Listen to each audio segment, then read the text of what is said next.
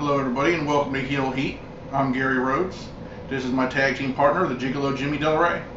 George Coles, that is. And before we start talking about wrestling on this show, our TNA and Other show, we want to talk about a cause that's pretty near and dear to our hearts. A good friend of the show and a really good friend of mine, Paul Pickett. His daughter goes to Fountain Hill Elementary School in Fountain Hill, Pennsylvania. Now, the school itself is tremendously underfunded for their kindergarten program. Basically, it has to fund itself. That's the state of affairs. And he's trying to raise money. He's doing a thing. I'm going to put a link down here. I'm going to screw our normal links, and his link's going to be the only link down there. Please click on it, check his video. That way you know how to donate to it. Basically, he's going to lose weight. I'm going to offer $1 for every pound he loses to donate.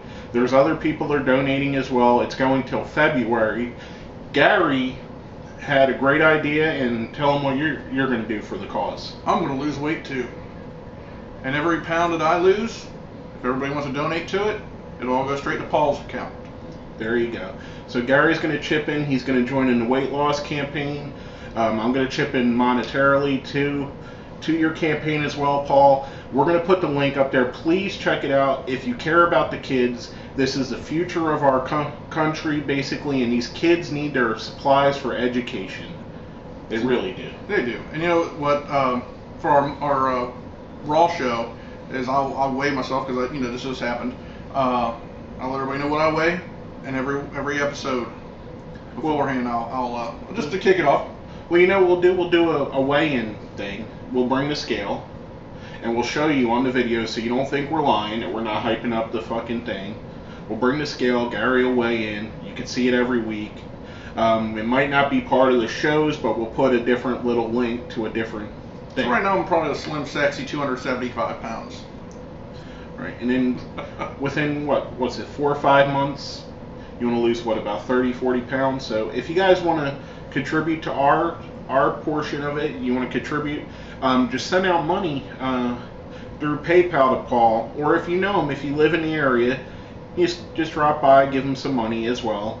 I think the lowest donation is $5, which hopefully you guys can afford $5. If not, that's great. I mean, that's fine too. We understand times are tough all around, but we want to give these kids a chance to be something with their life and start off school right and get their education rolling on the right track. I know they say it, and it's the truth. Children are the future. Basically, you tell them, Whitney. Not the bathtub. Anyways, shoot it there. Exactly. Now going on to our actual part, our wrestling part of this show. The first thing I want to talk about, for those of us that have the benefit of having Netflix, their on-demand service has an indie wrestling pay-per-view called AWE, not to be confused with AWA like the announcers did on the show. The whole damn show. AWE Night of Legends. It starred certain guys that had Funk versus Dreamer. Sanjay Dutt wrestled one of their local talents. Perry Saturn was on there. It was a really decent show. Hacksaw Jim Duggan. And the main event was Kevin Nash versus Ricky Morton of the Rock and Roll Express. I don't want to interrupt you, but it's ridiculous. I mean, Ricky Morton was running his mouth about Kevin Nash for 10 years.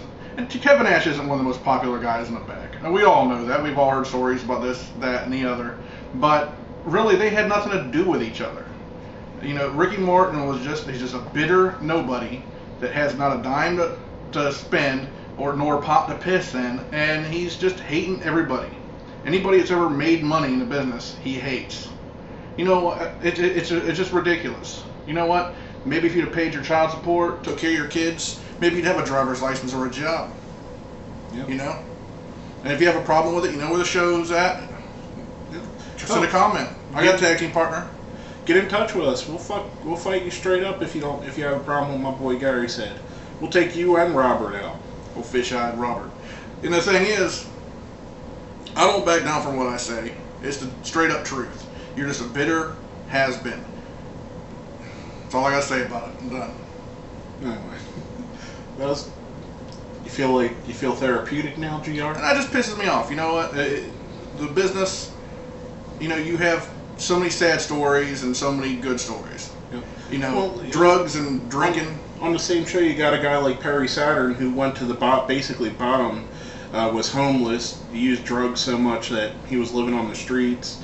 And here's a guy trying to work his way back up and get into it. Kudos to Perry Saturn. Oh, yeah. I always enjoyed your work. That's what I'm saying about Perry Saturn right there. And I don't do that much. And, you know, it's a good thing. I mean, certain guys, I hate the woe is me attitude. You know, there's a reason why you're at the bottom of life. It's because you fucking deserve to be there. And like I said, we bring up Perry Saturn. You know, Perry Saturn was, you know, all smiles. He was, you know, really good guy. He put on a solid match. He wasn't in the greatest shape, but you know what? 9 years out of the ring, you know, he did a good job. You know, it's worth it just to support Perry. Yeah.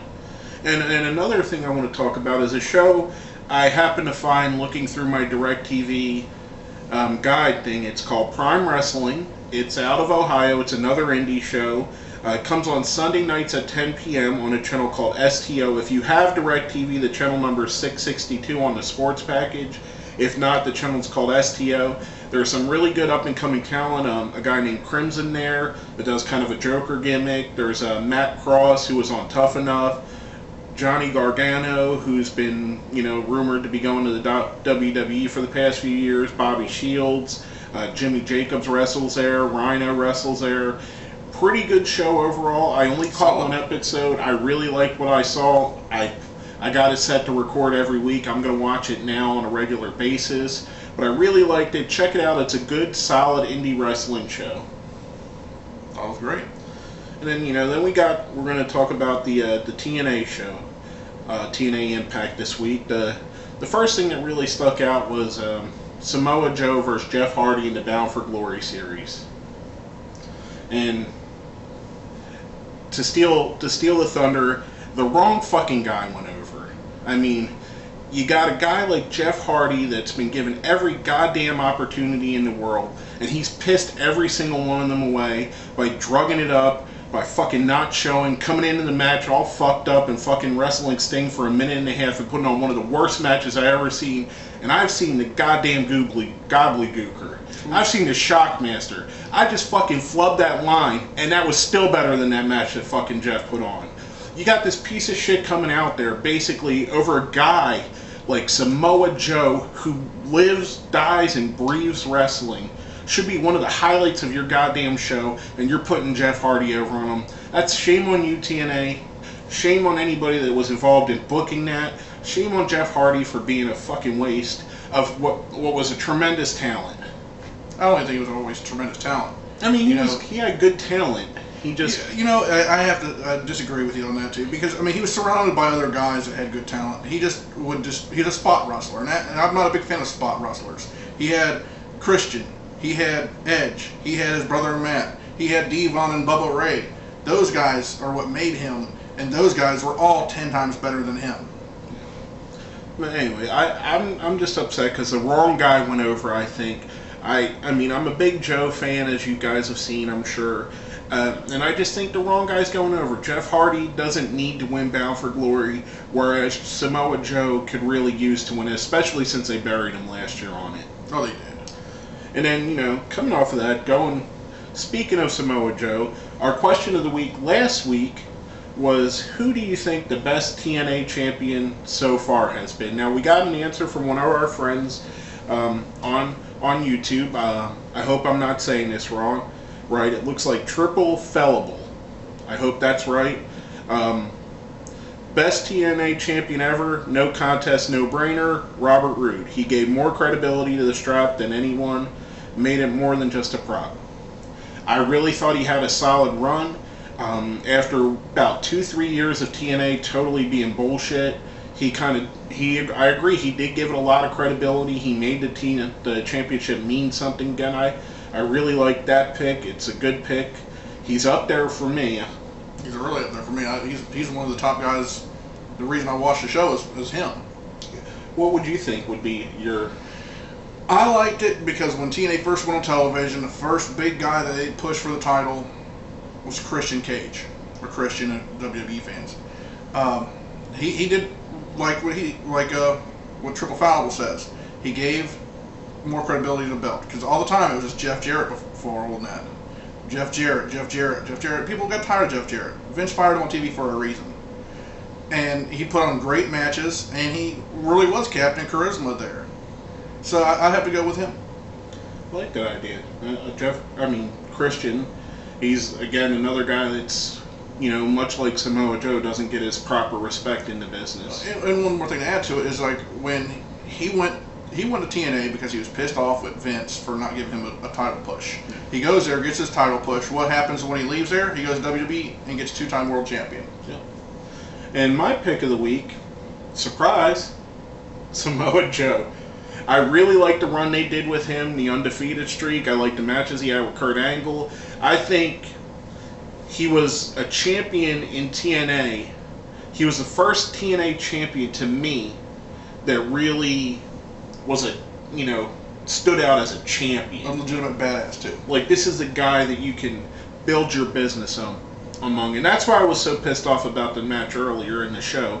But Samoa Joe was a guy you could build your company around and not worry about him popping piss tests or showing up late for shows. Because the guy, you could say what you want about him being out of shape. When he gets in the ring, he's as good or better than anybody else in the company. I would agree. But that was my opinion. Now, the question of the week for next week, you got two guys that basically do the same move. You got, who do you think did it better? Bret Hart with the sharpshooter or Sting with the Scorpion death drop? Or deathlock, sorry. I should call it that one. There you go. So which one do you think was better? Bret Hart's version, Sting's version? It's the same move, two different guys. Let us know who you think executed it better. I think I know what some of these people's ideas are after all the Bret Hart love we got last week. I'm telling you. But it's not really fair to Flair that we don't add the figure 4 in there. But that's true. But it's not one of those two moves. Another really good match. I thought it was the match of the night personally. Was another Bound for Glory series match. Rob Van Dam versus Bully Ray. They're really building up Bully Ray. And I like it. I really. You okay? You feeling better now? Well, we know Devon's gone.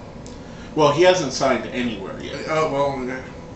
And the big deal on the internet right now is that Bully Ray just signed a 2-year deal with TNA. So, you might not see this team for a little while.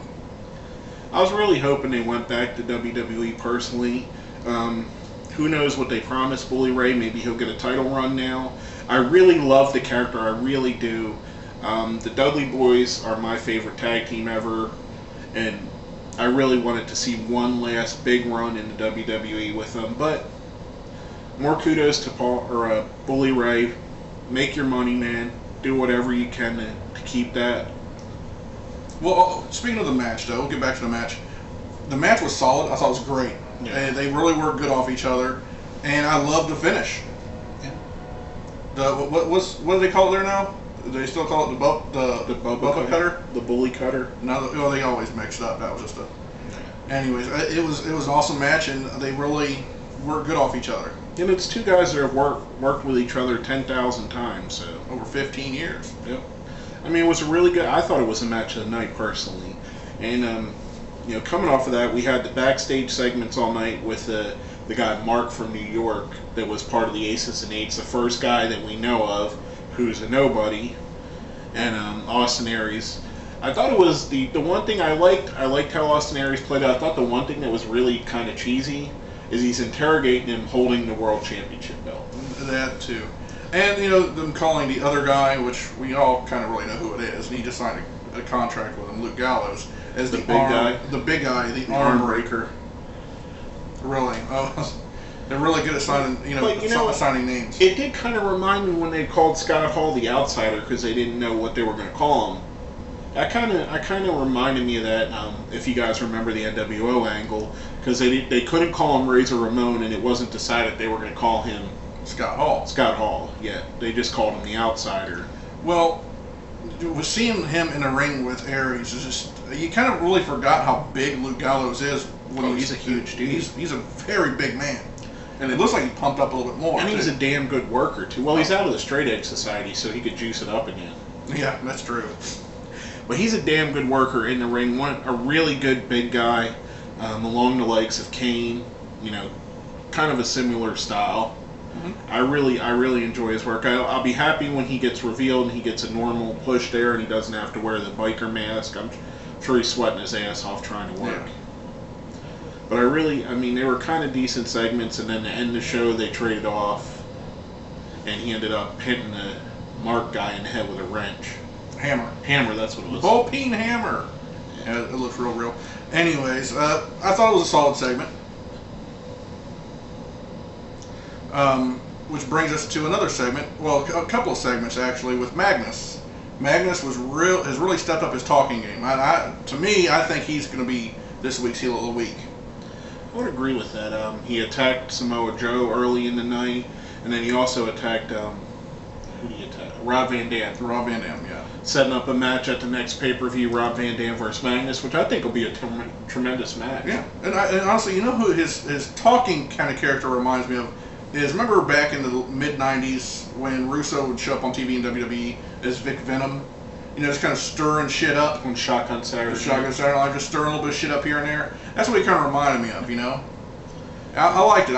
It's something different. It's not sitting there saying, I'm going to kick your ass, I'm going to beat the hell out of you, any of this stuff. He's like, you know, I feel bad for you. He lost. Why are you giving him such a hard time? It's not his fault he's a loser. You know, all that stuff is really priceless. I like that stuff. Yeah, I thought he was really good. Solid worker. Another kid that I think can be the future of the business. TNA's got some really good talent there. Hopefully they don't fuck it up too much, putting Sting and Hogan on all the time. But, you know, we see how that's going. Sting and Hogan are both in the biggest angle on the show, so. Oh, of course. And, you know, it's like with Sting back in the day was always upset with Hogan for hogging all the glory, and now he's just there right alongside him. You know, what would Jesus do, Sting? What would Jesus do? You really went there? Oh, I had to with Sting. Okay. Apologize to Mellow number 5, Sting. Anyway. And we had the tag match too that night. The Chavo and Hernandez versus Kaz and Daniels. Yeah, it was. You know, I like Kaz and Daniels as a team, and it kind of gives Chavo a little purpose. But there was something. This week, the honor goes to two men for the Sin Cara botch of the week. Is Chavo and Hernandez. They both did two pretty shitty botches during the match, so they really did. It's like watching Sin Cara and juiced up Sin Cara wrestle. These guys, I mean, Chavo. I was talking to our friend the Masked Tweeter on Twitter about it. I don't think Chavo's given a shit since they gifted him the ECW title a couple years back, and his ring work has seriously been diminishing ever since. I mean, the guy at one point was a tremendous talent. I think at one point he was as good as his uncle. Yeah, he just wasn't good charisma-wise. No, and the thing is, it's sad, but I just think, you know, he just wastes another guy's spot. Yeah, I mean, he's good. He's good in this role. I like him tagged up with Hernandez. Give the guy something to do. At least Hernandez is back on our TV. Yeah, and I like Hernandez. I mean, usually neither of those two guys usually botch that much, but you can really see that Chavo just don't give a shit. No. And Hernandez has been out, and Hernandez has been sitting backstage for too long, so he's getting ring rust. Plus, after years of Hernandez working with guys like Matt Morgan and Homicide, you know, it's different. It switches. I mean, tag team wrestling. Although Vince likes to think you could throw any two guys together and just send them out to the ring, it's really an art form, and you got to know your partner a little bit. I mean, the reason that the Dudley Boys were so successful is because they worked with each other every day for years and years. The reason that even the Rock and Roll Express, who we shit on earlier, were a good tag team is because they worked and they lived together and they traveled together. Well, there's only been a few exceptions where they've thrown two guys together and they've meshed. And my favorite one tag team that they ever did it to was the Hollywood Blondes. Yeah. Pillman and Austin were awesome together. But again, once they put them together, they meshed. They meshed together. I just don't see no meshing with Chavo and Hernandez. They have been together for a couple weeks now. Here's the thing. I'm not sure where Hernandez lives, but I know Chavo still lives in Texas. I'm pretty sure he's flying out for the show and flying right back. So they're not really No. getting the time they need to make a good solid connection. I mean, I hope it gets better from there. The show overall wasn't that great. It was okay. It went up against the Democratic National Convention, so I think they didn't try as hard to put on a great show, knowing they'd get buried in the numbers. It's true. But it was okay altogether. But definitely, before we wrap this up, remember to look at a link down there for the fundraiser our friend Paul from the Deadly Sins is doing for his daughter's elementary school. Check it out. Please donate if you can. If you have anything extra, please send it to them. They definitely need to help. He's a great guy. His daughter is just as great as he is. She's a funny little girl. He's a great guy. He's helped us out tremendously with this show. He's helped me out a lot personally. We're really good friends. And, please check that out. And basically, that's all we have from this week. Let's watch for my weigh-in sessions. And, I'm George Coles. I'm Gary Rhodes. And this is Heel Heat.